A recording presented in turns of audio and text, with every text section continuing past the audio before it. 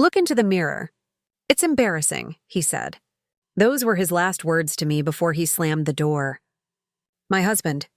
My best friend. My child's father. 6 months pregnant, I stood in that empty hallway, one hand on my belly, the other gripping the wall to keep myself from collapsing. He didn't just walk out. He walked into her arms, my best friend's arms. And that cut deeper than any knife. He left me to raise our daughter alone while he built a new life with her. But betrayal is a seed. It doesn't die. It grows roots. And exactly 1 year later, I let him see the tree it became. I remember when we first met. He had that smile, confident, disarming. He said he loved how I laughed at his jokes, even the bad ones. He'd bring me flowers, not just roses, but wildflowers, the kind that felt unplanned and sincere. Back then, I thought I'd found my forever. I trusted him. I trusted her. Together, they were my world. My husband, my best friend, 2 people I would have bled for. And maybe I did, just not in the way I expected.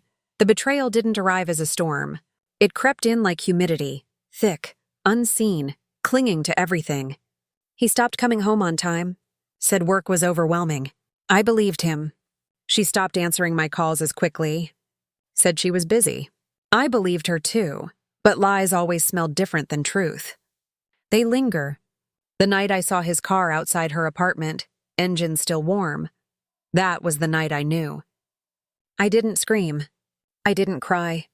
I watched from a distance, holding my belly, whispering to the daughter growing inside me.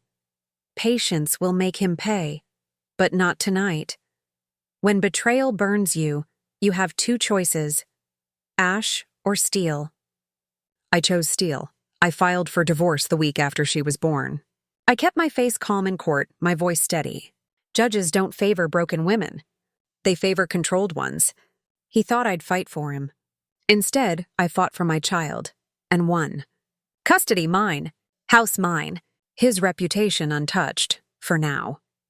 He gloated, thinking he had freedom, thinking she was his prize. He didn't know I had already started planting mines beneath his perfect little life. Step 1. Finances. He was perilous. Always had been. Credit cards in both our names, accounts easy to track. I funneled evidence, gambling debts, reckless spending, late payments, straight to his employers, quietly, anonymously. Step 2. Reputation. She thought she had stolen a husband. What she really stole was a burden. I sent whispers through the right circles, dropped hints about his anger, his irresponsibility, his failures as a father. No accusations, just truth, sharpened and timed. Step 3. Patience. I never confronted him, not once. I let him believe he'd won, because victory tastes sweetest when it rots in your mouth. A year later, on my daughter's first birthday, he showed up uninvited. I had expected him. Predictable men always return when the spotlight shifts away from them.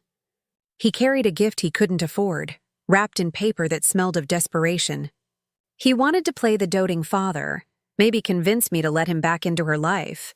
I welcomed him inside, smiled, offered him coffee. He mistook courtesy for weakness. He always did. Then slowly I began to speak. "Do you know what today is?" I asked. "Our daughter's birthday," he said, puffing out his chest like he remembered. "No," I whispered. "Today is the day you find out who took your place." He frowned, confused. Then I handed him the documents, termination from his job, repossession notices, eviction warnings. Every mistake of his life, wrapped in manila folders tied with the same ribbon he once used for my anniversary gift. He looked at me, jaw tightening. "You did this." I tilted my head. "No, you did this. You just never realized who was watching, who was keeping the receipts." His face drained of color. He wanted to rage, but rage requires strength, and betrayal drains men faster than liquor. Then came the final blow.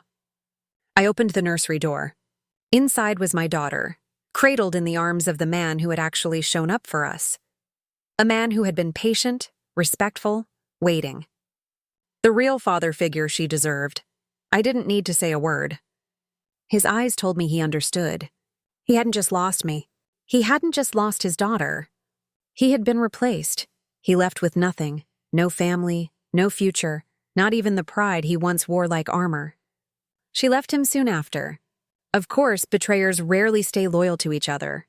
As for me, I didn't win because I hurt him. I won because I survived him, because I built a life stronger than the one he tried to destroy. Now, when I look in the mirror, I don't see embarrassment. I see steel. I see fire. I see a woman who made betrayal pay its debt in full. And I whisper to my reflection the same words I whispered to him that night. Look into the mirror. But this time, it's not shame I see. It's victory.